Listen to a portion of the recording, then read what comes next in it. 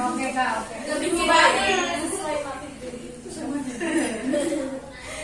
Oke, sebelumnya perkenalkan nama saya Intan Asjaswara. Saya dari UIN Sunan Gunung Jati, jurusan Bimbingan Konseling Islam yang akan memberikan penyuluhan kepada kalian gitu.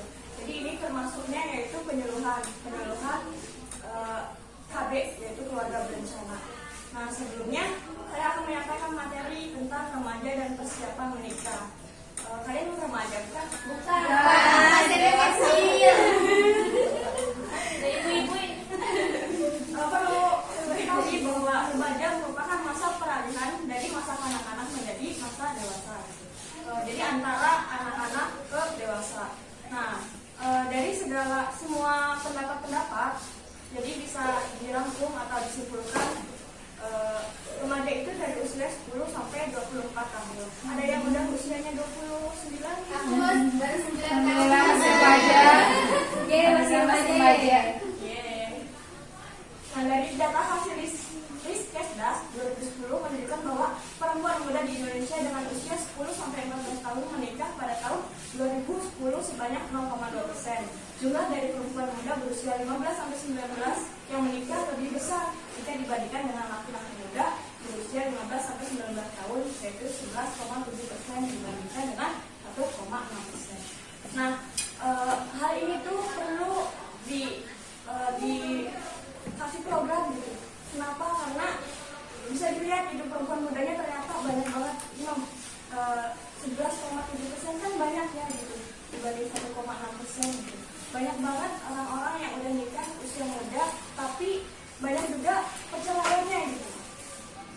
Nah, untuk menanggulangi hal ini perlu adanya program genre, yaitu generasi berencana. Apa sih program genre? Program genre yaitu program yang dikembangkan dalam rangka penyiapan kehidupan berkeluarga bagi remaja atau mahasiswa sehingga mereka mampu menghasilkan 3 jenjang pendidikan secara terencana, berkarir dalam pekerjaan secara terencana, serta menikah dengan penuh perencanaan sesuai siklus kesehatan reproduksinya. Nah, maka menikahlah di usia yang tepat dan bangunlah keluarga dengan perencanaan.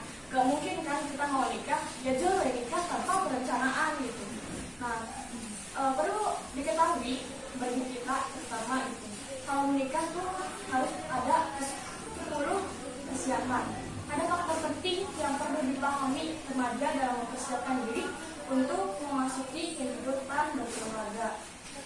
Nah, teman-teman pengen nikah sekarang enggak? Enggak. Kenapa enggak? Belum persiapan. Belum siap mental, Kakak. Belum siap.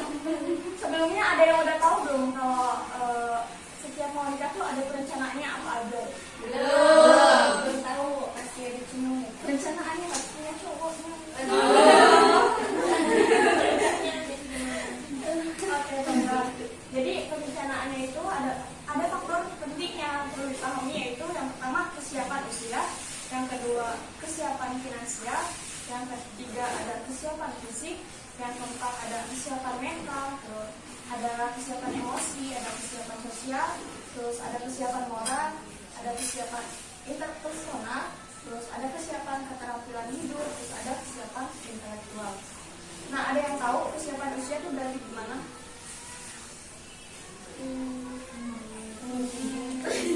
Usia-usianya ideal. Benar. Nah, usia ideal untuk menikah itu berapa tahun? 21 tahun.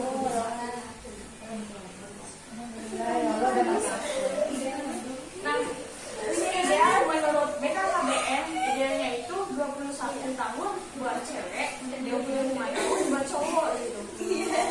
Tapi teman-teman berapa nih usianya? Coba dulu yang ini. 17 tahun. 18 tahun. 17 tahun. 17 tahun. 16 tahun. Ini ada yang udah nikah belum? Belum. Ya, tadi 15 tahun tapi udah nikah. Nah, di sini ada kesiapan usia. Kesiapan usia yang tadi dibilang bahwa idealnya 21 tahun untuk wanita, 25 tahun untuk pria. Ada yang punya pacar? Belum. Aku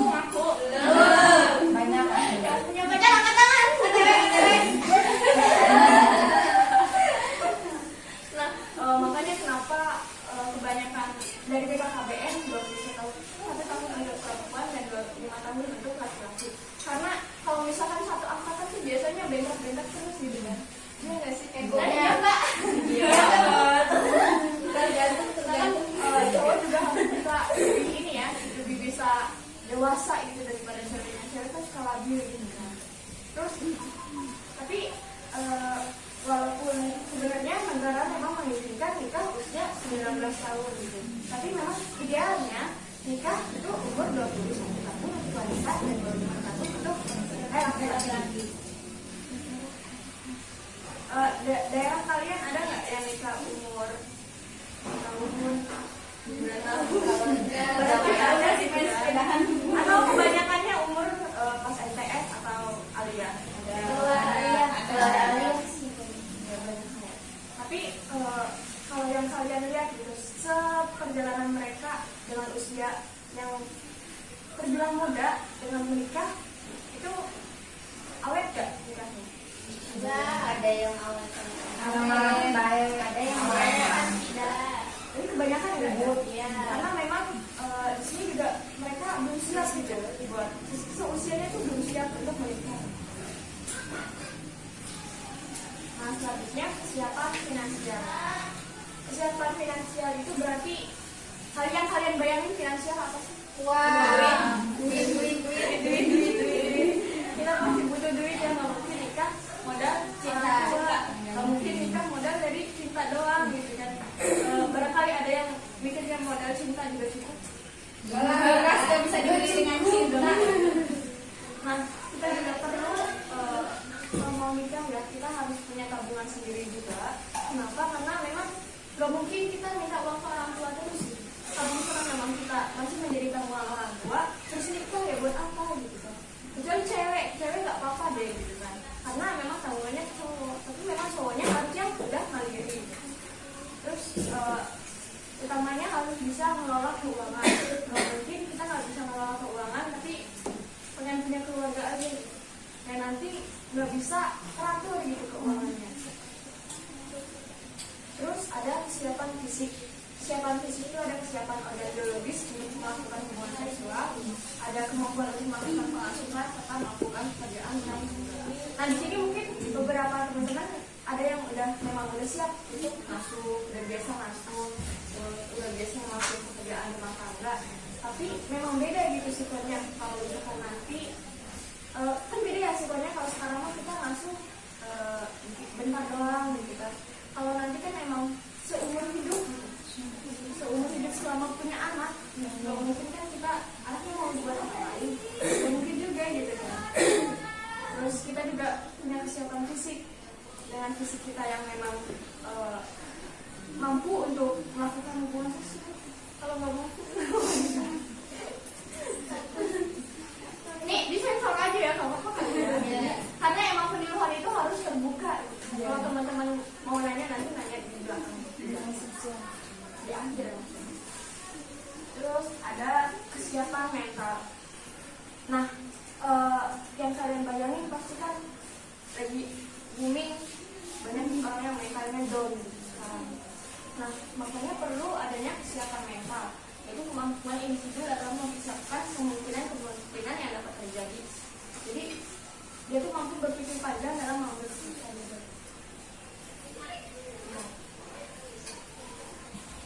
Ya, dia juga siap dalam mengantisipasi resiko yang ada dalam menyesuaikan antara harapan dan kenyataan. Nah pastinya kita juga kalau misalkan punya harapan yang terlalu tinggi, nanti langsung down gitu ketika harapan itu nggak sesuai sama harapan kita. Di sini ada yang mentalnya lemah. Tapi kita sebagai cewek, ini kan cewek semua ya. Kita sebagai cewek memang harus punya mental baja. Kenapa? Karena mau gimana pun orang-orang banyak memandang cewek itu selalu di dapur, cewek itu selalu di ini gitu. Jadi kita juga perlu mempersiapkan diri gitu kalau misalkan kita sebagai wanita ini tidak sebagai ibu rumah tangga. Pasti cewek mah banyak omongan di tetangga gitu, walaupun sebersih apapun pasti omongannya yang itu gitu. Pasti ada. Jadi harus punya mental baja. Terus selanjutnya ada kesiapan moral. Nah, kemampuan untuk mengetahui dan memahami nilai-nilai kehidupan yang baik seperti komitmennya, kepatuhan, kesabaran, memaafkan, dan menerima kenyataan bahwa tidak ada satupun individu yang sempurna. Mau gimana pun, kalau misalkan kita sama pasangan,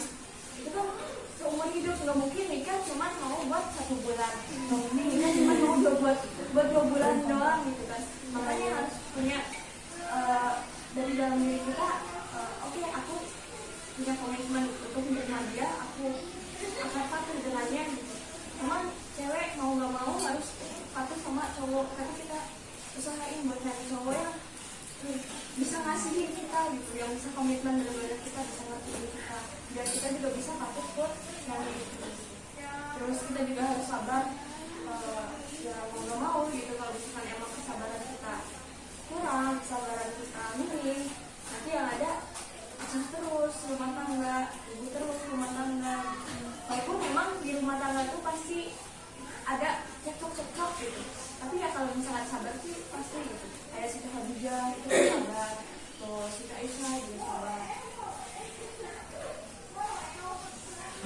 Terus ada kesiapan emosi, itu kemampuan individu dalam mengontrol emosi yang baik untuk menghindari perilaku yang tidak baik dan kekerasan, serta untuk mengungkapkan perasaannya kepada orang-orang di sekitarnya.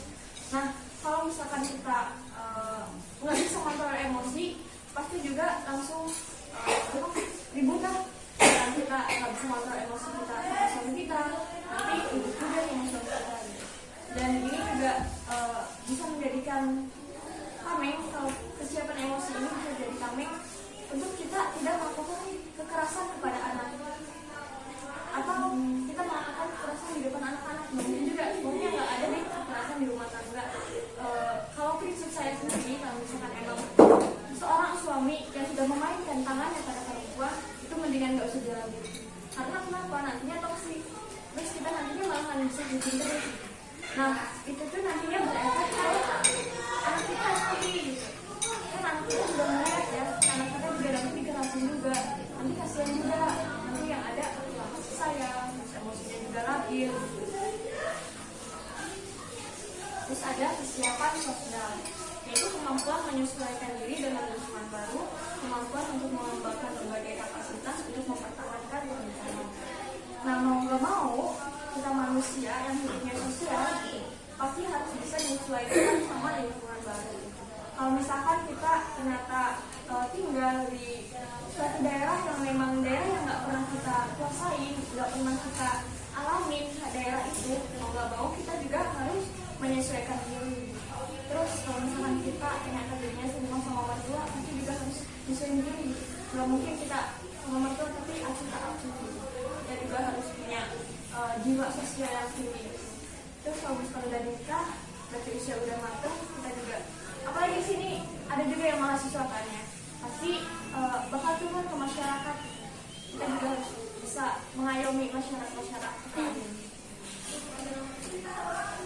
Terus ada kesiapan interpersonal, yaitu kemampuan individu dalam melakukan kompetensi dalam berhubungan, seperti misalnya istri harus saling mendengarkan, terus membahas masalah pribadi dalam pasangan, dan menghargai apabila terdapat perbedaan. Nah, ini tuh kenapa sih harus saling bahas masalah pribadi? Karena menurut aku aja gitu, kalau misalkan masalah kita curhatin gitu sama siapapun gitu, itu kan bisa ngeluarin beban kita sendiri gitu. Sedangkan suami kita ya harus kita percaya gitu.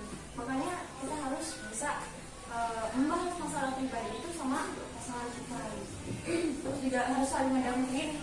Kalau misalnya capek apapun, harus mendengarin apa yang mereka omongin. Terus ada kesiapan interpersonal, yaitu kemampuan individu dalam melakukan kompetensi berhubungan. Ini udah ya? Potong-potongnya. Terus ada kesiapan keterampilan hidup, yaitu kemampuan yang dimiliki individu dalam mengembangkan berbagai kapasitas untuk memenuhi peran di dalam keluarga, seperti menjaga kebersihan, terus merawat dan mengasuh anak, melayani suami gitu. Itu butuh keterampilan dari kita sendiri. Tapi hal ini tuh bukan berarti hanya seorang diri kita juga melihat pasangan kita tuh harus punya keterampilan itu. Terus kenapa perlu sih kesiapan keterampilan hidup? Karena ini juga bisa menjadikan keluarga yang kompak. Kalau misalkan kayak ngasuh juga jual gitu, kita ngapain, suami ngapain gitu. Terus kayak kita lagi yang bersih-bersih, jangan sampai, karena udah banyak ya info yang memang suami ikut membantu gitu kan. Itu juga kalau bisa kita lakuin juga. Terus ada kesiapan intelektual, yaitu kesiapan yang berhubungan dengan kemampuan individu hidup dalam berpikir, memahami, menganalisis, terus menangkap informasi dan berhubungan dengan kemampuan mengingat.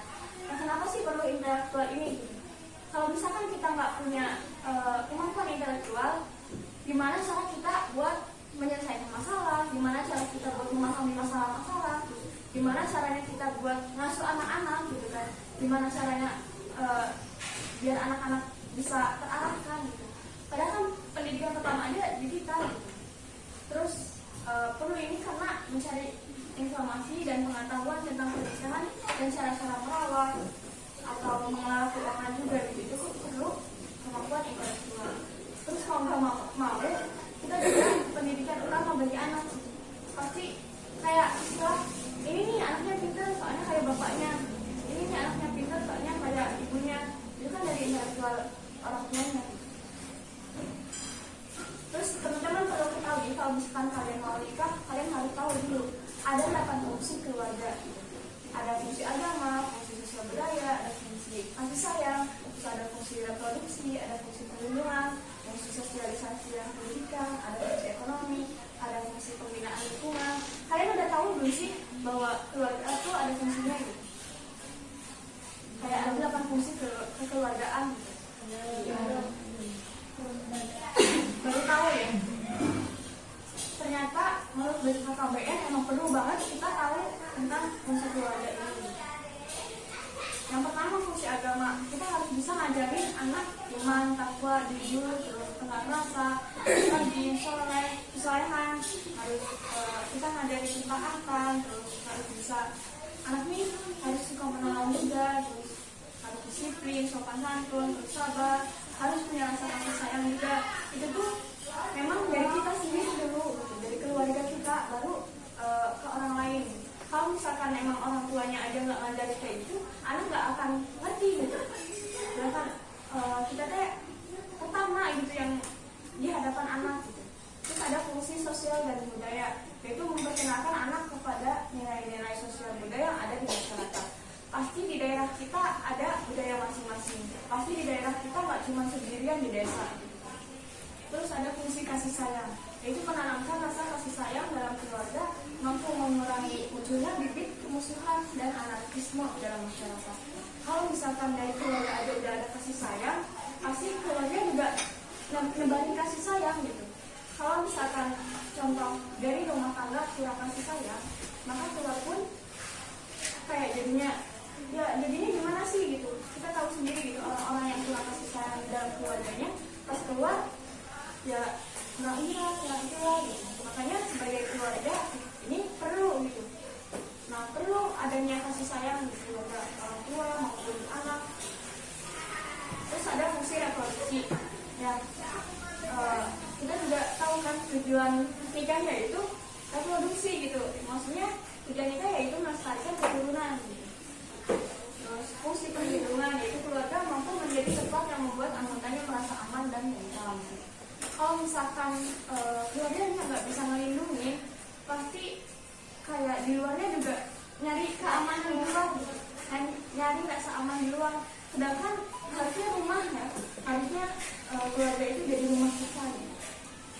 Terus fungsi sosialisasi dan pendidikan, yaitu tempat pertama seseorang anak belajar bersosialisasi dengan orang lain dan mendapat pendidikan. Kayak tadi aku bilang bahwa memang kita adalah yang utama itu di keluarga, baru ke keluarga besar, baru ke lingkungan gitu, atau ke masyarakat. Nah, mau nggak mau kita juga harus bisa ngasihin pendidikan sosial dan pendidikan luas. Terus ada fungsi ekonomi, yaitu mengajarkan anak untuk hemat, terus menumbuhkan jiwa usaha, ya kan? Menumbuhkan jiwa usaha.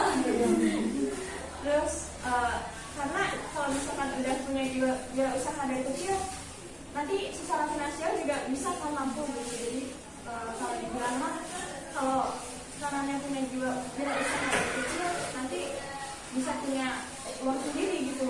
Kalau misalnya kita lepas tuh bisa punya uang sendiri, bisa memenuhi finansialnya sendiri. Terus ada fungsi pembinaan lingkungan. Kita harus menanamkan sifat cinta lingkungan, terus kita kasih pengetahuan ke anak-anak bahwa kita nggak boleh boros, harus hemat air gitu kan, terus harus bisa manage makanan juga, terus harus bisa membiasakan diri untuk membuang sampah juga, karena di Indonesia itu minim banget gitu, sebenarnya minim banget hal kayak gini, padahal hal kayak gini perlu banget dari keluarga itu, biasanya ngikutin dari keluarga itu sendiri gitu. Kalau misalkan emang keluarganya atau orang tuanya nggak suka bersih-bersih, anak kebanyakan juga nggak suka bersih-bersih, mungkin itu sih pentingnya. Bapak ada yang mau nanya?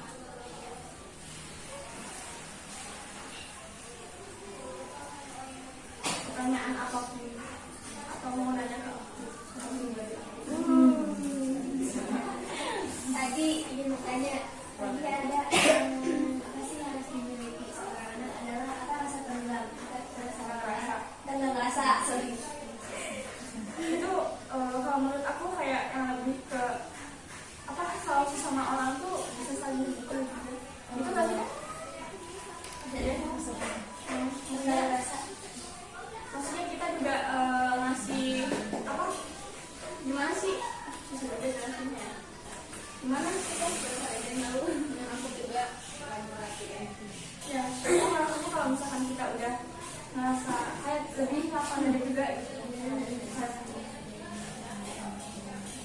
Kita bisa kayak lebih enak mau ke orang lain, bisa lebih care ke orang lain. Terima kasih. Saya mau menanya, kalau di Indonesia itu kan banyak kasus perceraian. Nah, sebenarnya kalau misalnya dibilang saling memahami, saling mengerti emang dari awal udah kan, cuma kita nggak bisa terhindar dari masalah gitu. Terus yang jadi pertanyaan adalah bagaimana cara kita untuk menanggapi sebuah permasalahan dalam keluarga gitu. Apakah ketika kedua-duanya keras kita bisa mengalah, atau kita harus mempertahankan kebenaran itu. Sedangkan kalau misalnya sama-sama keras itu, ya ujungnya pasti berceraian kan. Tapi di situ apakah kita lebih mempertahankan keluarga kita atau mempertahankan yang harus dipertahankan? Nah itu makanya kenapa perlu ada kesiapan sebelum nikah. Nah salah satunya itu juga ada di kesiapan mental, ada di kesiapan emosi. Kalau misalkan emang dari kesiapannya aja, berarti kan itu kan belum siap secara emang saling nikah sayang ya, itu kan termasuknya ke kesiapan apa tadi, kesiapan moral gitu. Tapi kan perlu juga kayak kesiapan mental, perlu yang kesiapan emosi gitu. Kan tadi kan kalau misalkan ternyata sama saling keras, berarti kan itu maksudnya masih belum ini kan, masih belum siap gitu. Bukan masalah emosi dan mental juga sih. Kita tuh bukan sifat, ini kan Permasalahannya permasalahan menghadapi permasalahan itu. Kadang kita tuh nggak bisa memungkiri kalau suatu keluarga pasti punya masalah yang besar, walaupun itu nggak tahu di waktu kapan gitu kan. Padahal awal-awal biasa aja, cuma ketika masalah itu gitu, ada satu masalah yang membuat semuanya jadi kayak gitu. Padahal itu biasa aja. Jadi Kedua orang itu tuh ada sini juga ada pembahasan yang tadi mampu berpikir panjang dan mampu berkeputusan. Kalau misalkan ternyata itu jadi toksik buat kita, kalau menurut aku sendiri ya udah mendingan kalau misalnya ternyata ada kan, menurut aku ada di batasan sabar orang. Menurut aku ada di batasan sabarnya orang. Kalau misalkan ternyata hal itu terus diulang-ulangi, buat apa gitu dilanjutin pernikahannya gitu. Nah kalau misalkan emang ternyata kita masih dengan sabar itu, ada suatu kisah ya, beliau ini disakiti berkali-kali sama suaminya, tapi dengan kesabarannya dia masih bertahan gitu. Karena beliau mikirnya ini saya nikah karena Allah.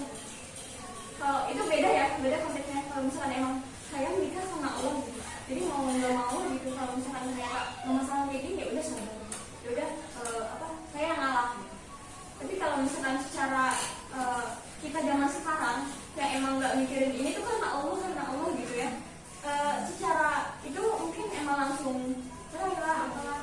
Tapi kalau misalkan emang kalau secara sekarang lihat, kalau misalkan hal ini berulang-ulang, barulah kita udahin aja gitu. Kalau misalkan berulang-ulang buat apa gitu, ngapain ada nikah, itu 8 fungsi itu buat apa?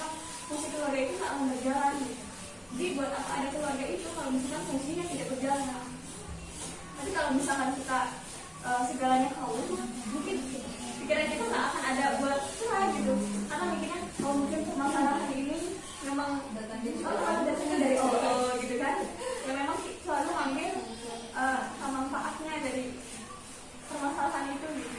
Cuman mungkin satu masalah itu bisa jadi dibilang, ya Allah tuh menguji saya gitu kan, Allah tuh menguji saya ini mungkin karena biar besok tuh saya ini, mungkin dia nggak akan mau kepikiran bercerai gitu. Dan yang aku tadi ceritain, kalau ada suatu seseorang yang memang disakitin atau apapun, tapi bukan fisik ya, disakitinnya secara mental gitu. Disakitin secara mental, dia kuat nih mentalnya, udah siap. Terus dia serahin semuanya ke Allah, dan ketika ditinggal sama suaminya, dia justru dapat bunga semua itu. Nah itu kalau misalkan mau ambil manfaatnya gitu. Tapi kalau lihat kondisi zaman sekarang, kayaknya udah jarang banget ada orang yang kayak gitu. Kalau misalkan hal kayak gitu tuh, misalkan udah jadi toksik mah udah gitu. Dibanding bahaya ke diri kita sendiri. Apalagi kalau misalkan ternyata masih lagi nikah, udah punya anaknya banyak, kan kita juga harus mikirin gitu anak-anak kita gitu. Gak bisa sembarangan kita masih kayak gitu, terus anak juga ada gitu. Kalau selain perceraian ada nggak kondisi lainnya? Itu kan makanya ada harus mampu berpikir panjang. Itu kan berarti selesai masalahnya berdua. Kayak tadi kan ada yang saling ngertiin gitu, saling ngerti, terus saling ngasih permasalahan, ngasih permasalahan. Maksudnya saling terbuka akan permasalahan itu gitu. Saling komunikasi ya, mencari masalah. Kita juga harus bisa tahu problem satunya apa aja. Ada mungkin cukup ya. Terima kasih banyak sudah meluangkan waktunya, dan mohon maaf apabila ada kesalahan-kesalahan, dan maaf juga kalau misalnya ternyata banyak kesalahannya.